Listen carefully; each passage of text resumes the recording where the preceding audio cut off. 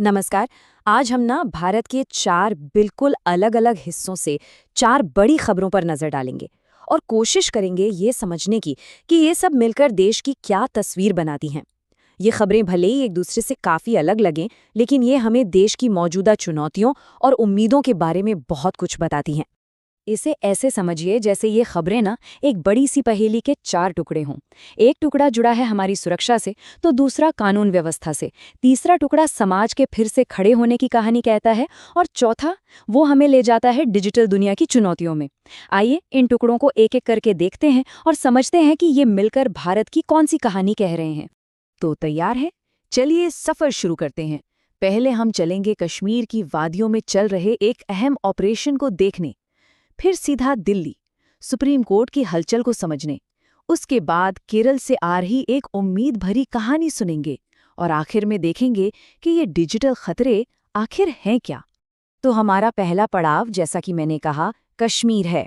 यहाँ देश की सुरक्षा की लड़ाई असल में जमीन पर लड़ी जा रही है और ये सिर्फ सेना की कोई एक कार्रवाई नहीं है, बल्कि एक बहुत ही पेचीदा चुनौती है जिसका सामना हमारे सुरक्षा बल लगभग हर रोज करते हैं।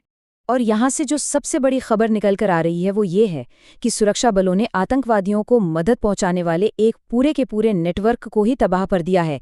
ये एक बहुत बड़ी कामयाबी है। सोचिए, ये नेटवर्क ही आतंकियों के हाथ पैर होते हैं। उन्हें पैसा, जानकारी, छिपने की जगह, सब कुछ यही लोग देते हैं। तो जब ऐसा कोई नेटवर्क टूटता है ना, तो इसका सीधा मतलब है आतंक की कमर तोड़ना।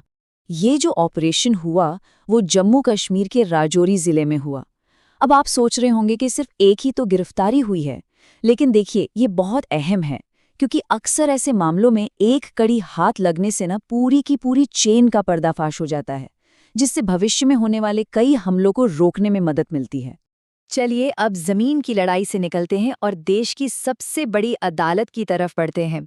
यहाँ गोलियों की नहीं बल्कि दलीलों की गूंज है, और यहाँ जो कानूनी लड़ाई चल रही है उसका असर पूरे देश पर पड़ सकता है। अच्छा, आगे बढ़ने से पहले 1 मिनट रुककर ये समझ लेते हैं कि आखिर ये CAA है क्या। ये है सिटीजनशिप अमेंडमेंट एक्ट, यानी नागरिकता संशोधन अधिनियम। मामला ये है कि कुछ लोगों का मानना है कि ये कानून धर्म के आधार पर नागरिकता देता है, और ऐसा करना हमारे संविधान में जो बराबरी का हक है उसके खिलाफ जा सकता है। अब सही क्या है, गलत क्या है, इसका फैसला तो अदालत ही करेगी। तो ताज़ा खबर यह है कि ये पूरा मामला अब एक बहुत ही अहम मोड़ पर आ गया है। सुप्रीम कोर्ट ने तय किया है कि अब इस पर फाइनल हियरिंग, यानी कि अंतिम सुनवाई शुरू होगी। मतलब सालों से जो बहस चल रही थी, जो याचिकाएं थीं, उन सब पर अब जल्द ही कोई फैसला आ सकता है। एक ऐसा फैसला जो इस कानून का भविष्य तय करेगा। और तारीख भी आ गई है 5 मई। तो ये तारीख बहुत अहम होने वाली है, क्योंकि इसी दिन से अदालत दोनों पक्षों की आखिरी दलीलें सुनना शुरू करेगी। जाहिर है पूरे देश की नज़रें इसी दिन पर टिकी रहेंगी। ठीक है, तो कश्मीर में एक्शन और दिल्ली में कानूनी दांव-पेच के बाद अब जरा एक ऐसी कहानी की तरफ चलते हैं जो उम्मीद जगाती है, जो पुनर्निर्माण की है और जो इंसानियत की बात करती है। इसके लिए हमें चलना होगा केरल, जहां कुदरत के कहर के बाद इंसानियत की एक बहुत ही खूबसूरत मिसाल देखने को मिली है।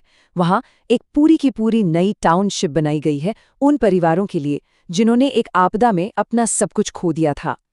ये जो पूरी पहल है, ये केरल के कालपेटा में हुई है। यहाँ भूस्खलन से प्रभावित लोगों को सिर्फ कुछ पैसे या मुआवजा नहीं दिया गया, बल्कि उन्हें एक सुरक्षित घर मिला है, एक नया पड़ोस मिला है, एक नया समुदाय मिला है।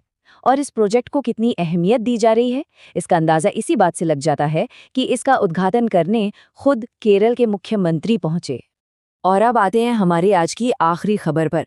ये एक ऐसे खतरे के बारे में है जो हमारी दुनिया का नया सच है।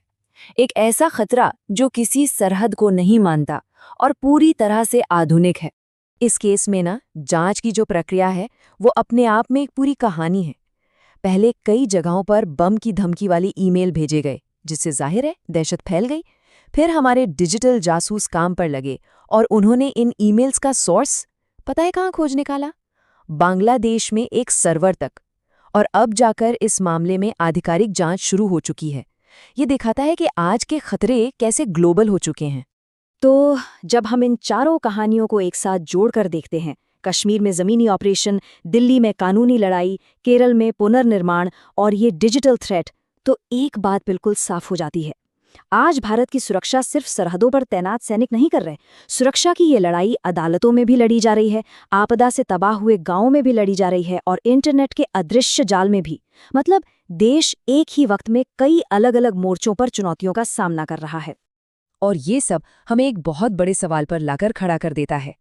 जब खतरों का चेहरा इस तरह लगातार बदल रहा हो, कभी वो जमीन पर दिखता है, कभी कानून की किताबों में उलझा होता है और कभी हमारे फोन के अंदर से झांकता है, तो ऐसे में राष्ट्रीय सुरक्षा का भविष्य आखिर होगा कैसा? ये वो सवाल है जिस पर हम सबको सोचना होगा।